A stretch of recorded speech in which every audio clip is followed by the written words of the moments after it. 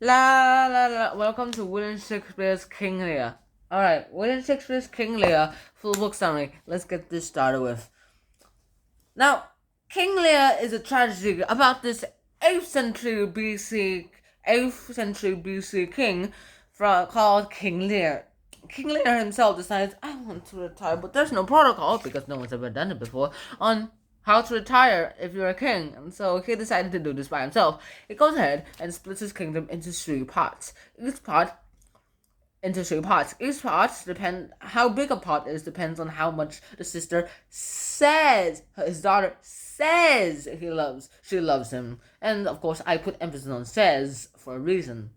We'll see why this is a problem eventually. So he has three daughters, Goneril, Regan, and Cordelia. Goneril is the oldest, Cordelia is the youngest, and Regan is the middle child. Now, Goneril is the oldest. She goes ahead, gives King Lear a bunch of flattering words, and so she gets a sword of the kingdom. Next up, Regan. Regan does the same thing, but a bit better, so she also gets a sword of the kingdom.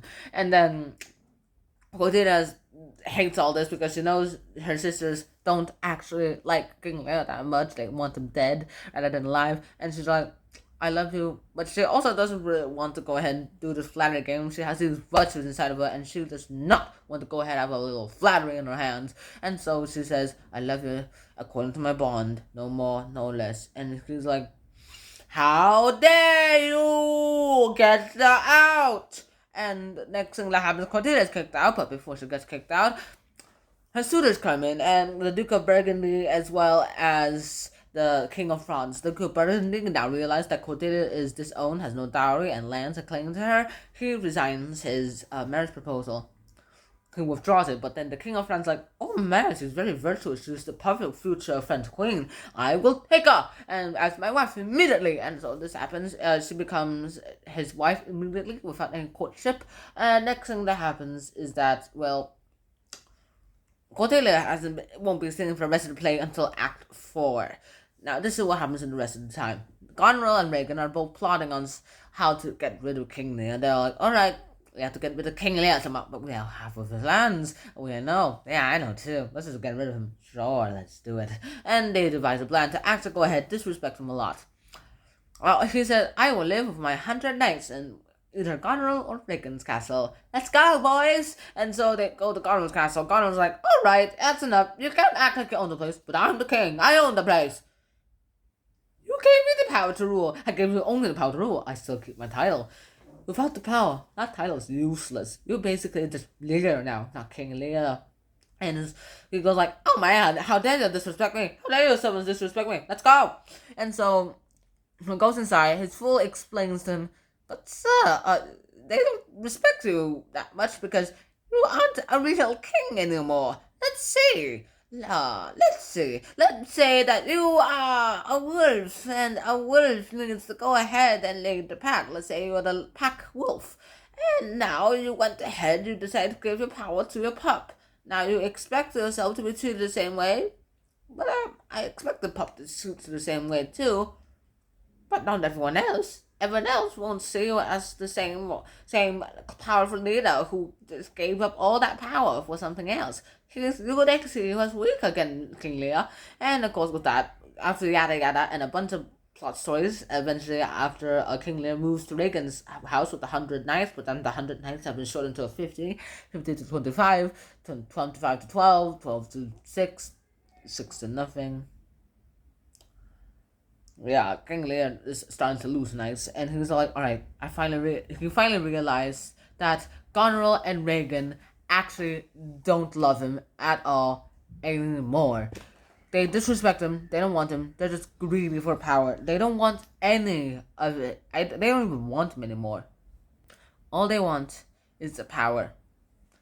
And so he went ahead, he's banished from the castle inadvertently, and he runs into a storm. After he's inside the storm for a little too long, he decides that he's a little bit crazy. He acts crazy. Oh, and in the meantime, there was the other subplot going on about Edgar, Edmund, and the Duke of Gloucester. They go ahead, bicker about each other. Edmund somehow convinces Gloucester that Edgar is an enemy and that Edgar is Gloucester's enemy. After a bunch of blah, blah, blah, blah, yada yada yada, a bunch of plot twists and fights and lots and lots of complicated plot twists that I can't put inside 7 minutes here. This is what happens. Edgar is on the run as poor Tom Vega, as well as a total lunatic. He's acting like a lunatic. He's not a lunatic. Gloucester is thinking that Edgar is actually someone who's against him, and he names Edmund the future Duke of Gloucester. And next thing that literally happens is that somehow Edgar bumps into King Lear and the Lord Kent, disguised as the servant Cowis. I believe that's how you say that. And next thing that happens, they go ahead, have their own little subplot. King Lear is sent back to the French army. Oswald, Goneril's servant, is killed by Edgar. Edmund is now being courted by Gonerill Regan, and Regan's husband has been killed by a servant who has moral issues with Cornwall. Regan's husband stabbing out Gloucester's eyes, and Gloucester's eyes are squashed. Gloucester's blind. He jumps off a cliff that's led by Edgar, but it's actually just a few centimeters high. He survives the fall, and Edgar's like, "Who survived so high a fall without breaking bones? How did you do that?" Somehow lives his will to live again. And next thing that happens, well, so much more plot twist later. Cordelia's French army is defeated by Edmund's army. Goneril poisons Regan, so because she wants to marry Edmund, but then she's imprisoned by Albany, her husband, the Duke of Albany, the Lord of Albany, mainly because, well, she did something evil, and this is a too big step on the evil line. Next thing that happens, she's in prison as she commits suicide, mainly because she can't live inside prison. She's a queenly kind of person. She's very spoiled. Edmund is killed by Edgar in a duel for rights. Edmund tells Edgar that he confesses and that where Cordelia is, quickly run before they hang her, but too late. Edgar's like a few seconds too late. The executioner has already hanged Cordelia. The King Lear has killed the executioner, is weeping with Cordelia in his arms, trying to get her back to life, and then he dies after a few mad moments, but then again he's sane again, but he realizes the gravity of his actions. Lord Kent and Edgar are the only ones who can fill the power vacuum of the kingship. Lord Kent kindly declines, mainly because he's going to be old soon and he's going to die, and so, well, Edgar claims the kingship. Edgar is the new king of England. King Edgar. And that's it. That's King Lear. A very foolish tragedy. And so I hope you guys enjoyed this episode. I hope to see you guys soon. And so until next time, now, peace. Bye-bye.